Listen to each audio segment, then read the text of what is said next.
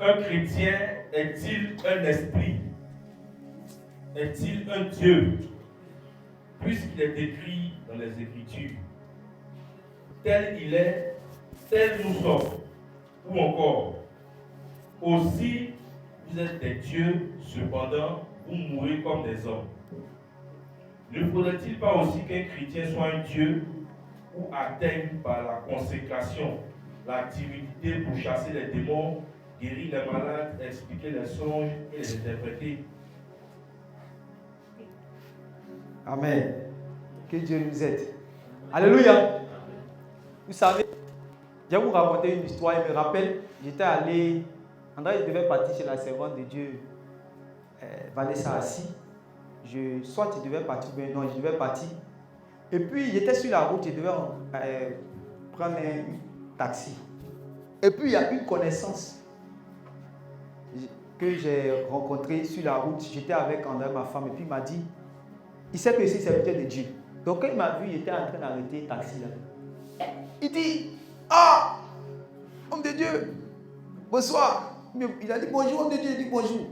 Il dit, mais tu fais quoi sur la route? Il dit, non, je suis en train d'attendre le taxi. Il dit, non, un enfant de Dieu, c'est un roi. Comme un roi réellement peut attendre le taxi. Il faut commander. Toi, tu n'as pas besoin d'attendre, tu commandes. Et il y avait ce genre de doctrine qui avait commencé à venir. Par exemple, un enfant de Dieu ne peut pas tomber malade. Un enfant de Dieu, il ne peut pas quoi? Il ne peut pas faire tant, il ne peut pas. Je ne sais pas, s'il se trouve au marché qu'il est en train de vendre tomates, non, ce n'est pas normal. Ils ont donné les cantiques même. Ce n'est pas normal, c'est pas normal, c'est pas normal. Tous ces gens de cantiques-là. Les enfants de Dieu sont immaladables. Il y a beaucoup de choses. Excusez-moi, mais ça là, on appelle ça l'orgueil des fils de Dieu. Quoique, j'aimerais que vous puissiez comprendre. C'est pour ça tout à l'heure, il a dit quoi? De faire attention entre ce qui est céleste, spirituel, et puis ce qui est terrestre. Un chrétien est spirituel, mais un chrétien n'est pas céleste. 1 Corinthiens chapitre 15, l'apôtre Paul a dit quoi? La chair et le sang ne peuvent pas hériter le royaume de Dieu. Il a parlé quoi? Il a dit quoi? Il a parlé de ce qui est sémé corruptible et ce qui est sémé corruptible qui va devenir incorruptible. Il a parlé de celui qui est venu en tant que terrestre, c'est-à-dire Adam. Et il a dit que nous avons revêtu la nature d'Adam. Donc les gens sont devenus chrétiens, mais ils sont fils d'Adam. C'est-à-dire que tu n'as pas besoin de discuter. Quand on te regarde déjà, on voit que tu es fils d'Adam. Si tu es fâché là, il faut passer comme un esprit, tu vas sortir de l'autre côté là-bas. Si on ne t'a pas, les sapeurs-pompiers là ne sont pas venus ici. Dis à ton frère, il faut descendre un peu. Ça ressemble à la foi, c'est pas la foi, hein. C'est pas la foi. Ce qu'ils sont en train de vous dire là, c'est pas la foi. Ce que les gens sont en train de vous dire. Non, non. Un chrétien est spirituel, mais il n'est pas céleste. Parce qu'il a encore fait de chair et de sang. Quoique la Bible dit dans Jean chapitre 1 à partir du verset 12 que lesquels sont nés ni de la volonté humaine, ni du sang, mais de Dieu. Mais il faut que tu comprennes, ce sont des réalités spirituelles. Il faut bien comprendre les choses pas à pas. Si on n'a pas expliqué ça aux chrétiens, ils vont tout mélanger. Ils vont penser qu'ils sont devenus des esprits. La preuve que tu n'es pas un esprit, c'est que tu ne peux pas faire ce test en courant.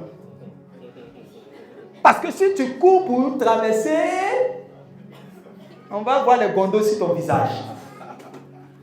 Chose que le seul esprit Jésus a pu faire. Amen. Vous avez vu que de son vivant, c'est-à-dire que quand il était dans la chair, il n'a pas fait ça. Mais quand il est ressuscité, amen, qu'il a reçu le nouveau corps que tu es appelé à revêtir, c'est là qu'il a pu passer par le mur. Mais actuellement, on te voit ici, tu es fait de chair et de sang, mais comment est-ce que tu dis que tu es un esprit? Tu n'es pas un esprit. Dis à ton frère, tu n'es pas un esprit. Voilà. C'est un cas, moi c'est comme ça, il dit c'est un cas déposé un peu, voilà. Parce qu'il ne faut pas aller vite, c'est un cas déposé, il faut accepter. Parce que souvent il y a des luttes, il faut accepter.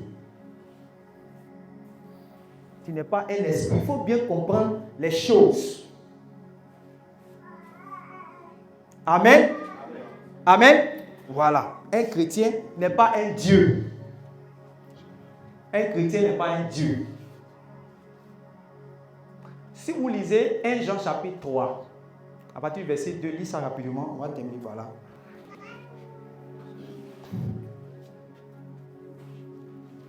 Donc, c'est quand tu vas prier,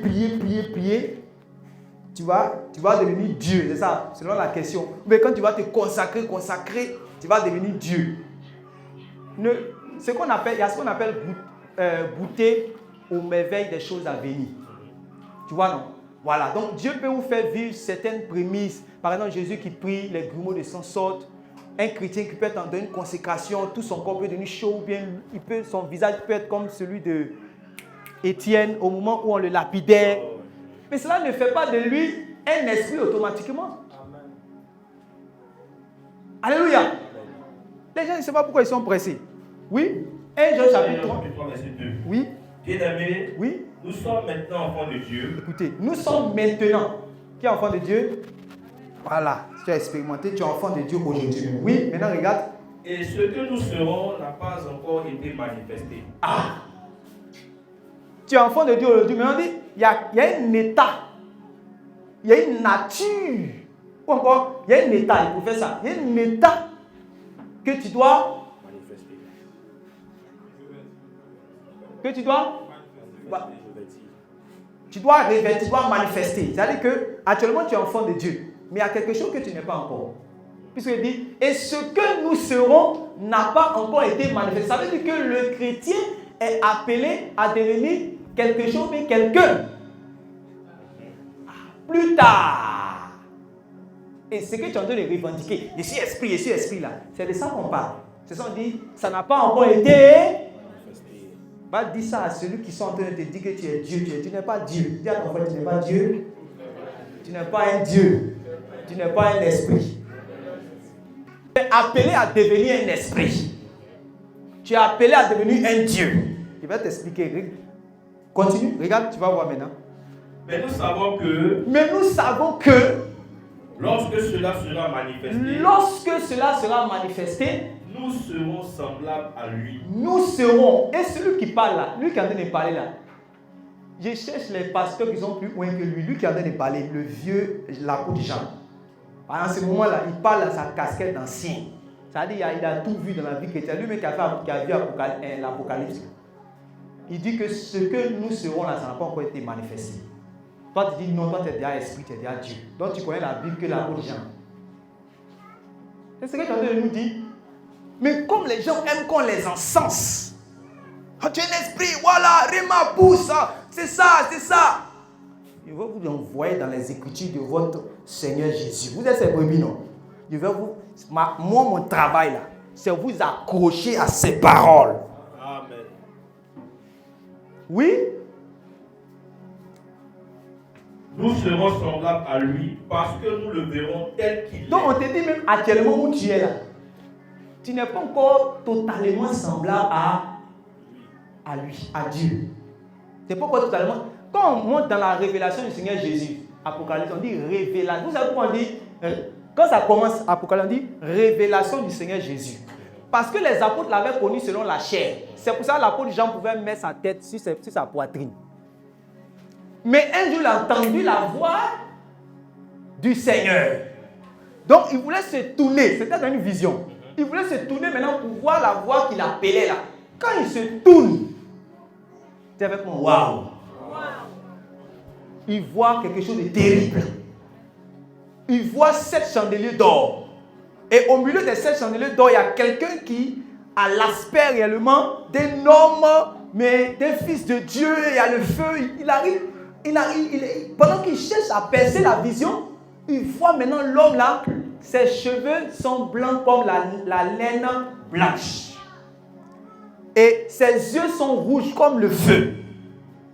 Et donnez-moi toutes les définitions. On dit quoi? Il y avait le feu, tout est au feu. C'est-à-dire que ses pieds sont comme de l'airain Adam. Sa voix est comment? Quand tu vas au bord de la mer, plus tonnerre, on a juste la voix de la mer, plus tonnerre, on met ça ensemble. Hein, ceux qui tapent là. Voilà, on dit tonnerre, plus la mer, on met ça ensemble. C'est ça qui est la voix du Fils de Dieu actuellement. Donc quand il voulait se tourner maintenant pour regarder, il ne pouvait pas contenir sa face, il est tombé. Alléluia! Amen.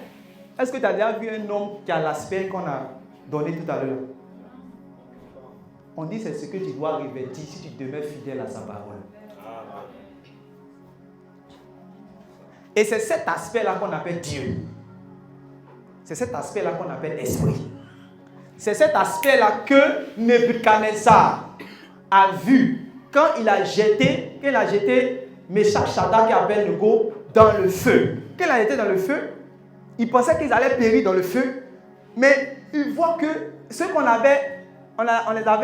avait jetés nuls, les voici sont en train de marcher en prince dans le feu parce qu'il y avait une quatrième personne qui était à... Et il a décrit, il a dit avec une quatrième personne qui a l'aspect des fils des dieux.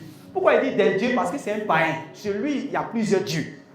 Mais l'aspect là qu'il a vu là, ce n'est pas l'aspect d'un homme. Donc quand tu seras Dieu, on verra que tu es Dieu. Amen. Ça va pas se discuter. Par ton aspect, on verra que tu es Dieu. Ce n'est pas par la consécration de la prière, non. Dieu a prié pour devenir Dieu. Ce que tu dois faire là, tu laisses. C'est prière ou consécration. Non, c'est quand, comment on appelle ça même. Il faut comprendre les choses. Ce que tu as actuellement, c'est la nature de Dieu. Et dans la nature de Dieu là, il y a par exemple ces vertus que Dieu peut partager avec toi. Par sa parole. Quand tu marches dans sa parole, tu deviens un avec lui. N'est-ce pas? C'est pour ça que quand Jésus dit je suis un avec le Père là, c'est plus de ça même qu'il parle. Parce que tout ce que le Père a comme attribut, comme vertu, il a ça. Donc si tu veux connaître le Père, tu le regardes, tu vois le Père. C'est la même chose quand tu dis que tu es chrétien aussi. Si les gens veulent connaître Jésus, qui n'arrivent pas à connaître Jésus par toi, c'est que c'est bizarre. Tu dois être capable de dire aux autres que tu veux connaître Jésus. Mais regarde-moi, tu vois Jésus. Dis avec moi, je reçois selon le nom de Jésus. Est-ce que vous voyez? Les gens cherchent Jésus. Non. Tu dois dire comme Jésus a dit à Philippe là. Mais comment dis-tu, tu cherches le Père? Quand tu me regardes là, c'est le Père qui est là. On dit le Père est bon. Est-ce que vous n'avez pas manifesté ma bonté? On dit le Père est miséricordieux. Est-ce que chaque jour quand je ne marche pas de la miséricorde? On dit le Père est compatissant. Est-ce que je ne suis pas compatissant? C'est de ça qu'on parle. Donc c'est vertu, sa nature. Tout ça qu'on parle, la sainteté, l'amour, voilà. Donc quand tu as cru dans sa parole, quand tu as cru dans le Seigneur, ce sont ces vertus, sa nature là que tu partages. Parce que tu es devenu son enfant. Maintenant tu es appelé à devenir fils de Dieu. Maintenant regarde. Luc chapitre 20, à partir du verset 34. Prends ça rapidement pour terminer ça. Comme pourquoi je dis que tu n'es pas un Dieu, que tu es appelé à devenir Dieu. Tu n'es pas un esprit, tu es appelé à devenir un esprit. Que tu puisses comprendre. Luc 20, 34. Jésus leur répondit. Parce que actuellement, tu es en train d'expérimenter la réalité spirituelle. C'est après que tu vas expérimenter la réalité céleste. Amen. Amen. Tu n'as pas encore expérimenté la réalité céleste. Tu as expérimenté actuellement la réalité spirituelle. Et oui, il a dit ne pas confondre ce qui est spirituel et ce qui est céleste. Oui, écoutez. Jésus leur répondit. Les enfants de ce siècle prennent des femmes et des maris. C'est qui les enfants de ce siècle? C'est ça? Vous êtes sûr de la réponse, non? Ok. C'est eux qui se marient. C'est eux qui leur disent les enfants de ce siècle prennent des femmes et des maris. Ok. Oui? Mais ceux qui seront trouvés dignes d'avoir part au siècle à venir. Ça veut dire qu'il y a un siècle qui arrive. Maintenant, on ne fait pas rentrer tout le monde là-bas. Ça veut dire qu'il faut être digne pour pouvoir entrer. Ça, c'est les paroles du Seigneur, je répète. Ça veut dire que là-bas, là, tu dois être digne de pouvoir entrer. C'est pour ça que Jésus dit, mais ceux qui seront trouvés dignes, oui, d'avoir part au siècle à venir et à la résurrection des morts. Ça veut dire que tout le monde, au moment de la résurrection des morts, qu'on va sonner la trompette. Bon, bon, bon. Il y a d'autres qui seront dignes. Il y a d'autres qui ne seront pas. C'est moi qui dit. C'est le Seigneur lui-même. Hein? Oui. Ceux qui seront trouvés dignes d'avoir part au siècle à venir et à la résurrection des morts ne prendront ni femme ni mari. On dit, ils ne prendront ni femme ni mari. Même il va expliquer pourquoi. Car ils ne pourront plus mourir. Ils seront immortels. Ça veut dire qu'ils seront même chose comme Jésus. Jésus a revêtu l'immortalité. Amen. Il dit, comme le Père a la vie en lui-même, il a donné au Fils d'avoir la vie en lui-même. Donc le seul homme, le seul être réellement qui ressemble à un homme qui a l'immortalité en lui, c'est le Seigneur Jésus qui a possédé cela. Et il appelle tous ceux qui vont le suivre fidèlement à revêtir aussi cette immortalité. C'est ce qu'on appelle la vie éternelle. C'est pour ça que je vous parlais de ce qu'on doit être sauvé de la colère. Parce que ici, aujourd'hui, personne n'a encore cette immortalité. Dis Amen. Amen. Tu dis que tu as la vie éternelle. Est-ce que tu as l'immortalité en toi?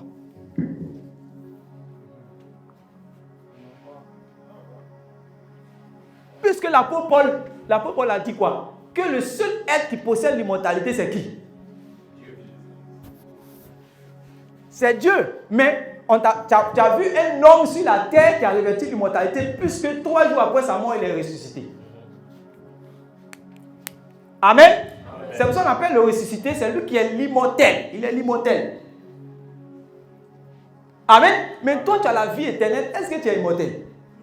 Sinon, l'apôtre Paul n'allait pas dire que c'est Dieu seul ou c'est Jésus seul qui possède l'immortalité. Il y a un temps. Bon, pour que tu puisses savoir ça, si tu lis Romains chapitre 2, à partir du verset 6 à 7, on va dire que les chrétiens recherchent l'immortalité. Donc, ça veut dire que les chrétiens n'ont pas encore l'immortalité. Est-ce qu'on en dirait ici? Ah, ok. Ça veut dire que les chrétiens sont en train de quoi? C'est pas la mise en pratique de la parole, pas la fidélité à Dieu, parce qu'ils s'attachent à Dieu parce que Dieu les a promis l'immortalité. Amen. La bonne nouvelle là, il y a une promesse qui est rattachée à la bonne nouvelle qu'on appelle la vie éternelle ou encore l'immortalité. Maintenant, Dieu nous a donné cela aujourd'hui, mais il nous a donné ça en mesure. C'est ce qu'on appelle les actes. On a reçu la vie éternelle comme acompte. Les arts de l'esprit, les prémices. C'est pour ça que Jésus a dit que la femme samaritaine, quand elle va croire en lui, des sources d'eau vives vont jaillir en elle jusque dans la vie éternelle. Donc ça commence quelque part pour aboutir. Comme les fleuves, là, ça commence quelque part pour aboutir. Donc c'est là-bas qu'est la fin. C'est pour ça qu'ici, personne ne possède encore l'immortalité. C'est pour ça que tu ne peux pas, si tu meurs, tu es mort, c'est fini. Tu es mortel. Puis je t'envoyais doucement, dis-lui, tu es mortel, dis-lui doucement. Voici les choses qui te montrent que mon ami est Dieu là, c'est ça. Maintenant, oui, Jésus dit quoi? Car ils ne pourront plus mourir. Car ils ne pourront plus mourir. Parce qu'ils seront semblables aux anges. Parce qu'ils seront semblables aux anges. Et qu'ils seront fils de Dieu, étant fils de la résurrection. Mais Jésus met fils de Dieu là au futur. Je t'explique ça rapidement pour que. Jésus dit parce qu'ils seront fils de Dieu. Aujourd'hui, tu es enfant de Dieu. Donc, on peut dire que tu es fils de Dieu. Amen. C'est de manière spirituelle. Amen.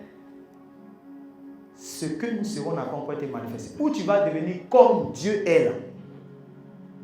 Comme Dieu est là, c'est ce que Jésus a, c'est ce que l'apôtre Jean a vu. Voilà. On dit, toi, tu vas revêtir cela. C'est-à-dire que tu es capable d'être ici, ailleurs. Tu peux te déplacer à la vitesse de la lumière. Alléluia. Amen. Tu ne vas plus transpirer. On ne va plus venir t'enseigner. Dans mes questions, tu ne enseignes. Tu connais Dieu, mon ami. C'est fini. C'est pour ça que même la prophétie qui dit que personne n'enseignera son ami par qui est Dieu là. Vous savez que ce n'est pas encore accompli. Vous savez que ce n'est pas encore accompli. Parce qu'on t'enseigne aujourd'hui pour que tu arrives à la connaissance du Fils de Dieu. Mais quand cela sera accompli, personne ne pourra t'enseigner qui est Dieu. Parce que Dieu va te mettre dans son sein. Tu seras en lui, il sera en toi. Et ça sera comme il est avec Jésus, c'est comme ça qu'il sera avec toi. C'est pour ça que tu dois te battre pour ne pas rater cette grâce. Alléluia. Pour rien au monde. Tu ne dois pas jouer avec ça. Donc, soyons tranquilles. Nous sommes appelés à revêtir l'immortalité. Ce que Dieu nous a dit de faire, marchons dans ses voies fidèlement, pratiquons des bonnes œuvres, marchons dans la sanctification, dans toutes les choses de Dieu, jusqu'à ce qu'on puisse entrer maintenant définitivement dans la promesse. Amen. Voilà. Donc un chrétien a la nature de Dieu, mais il n'est pas Dieu. Parce que si quelqu'un te met dans les raisons, on va dire non, enfant de lion, c'est lion, enfant de chat, c'est chat. Donc toi, si tu es enfant de Dieu, pourquoi tu n'es pas Dieu? 1 Jean chapitre 3, 2, verset 2 dit, ce que nous serons n'a pas encore été manifesté. Donc tu prends ce verset-là, tu lui donnes. Que toi tu attends cette nature-là que tu vas revêtir, mais tu n'as pas encore revêtu totalement. Maintenant, s'il lui dit qu'il est Dieu, ok, il n'y a pas de problème. Donc il faut lui soumettre au test là. Il n'est qu'à courir. Si on n'a pas soulevé ici un sac de pommes de terre, il va comprendre. Oui, allons-y. Il faut demander si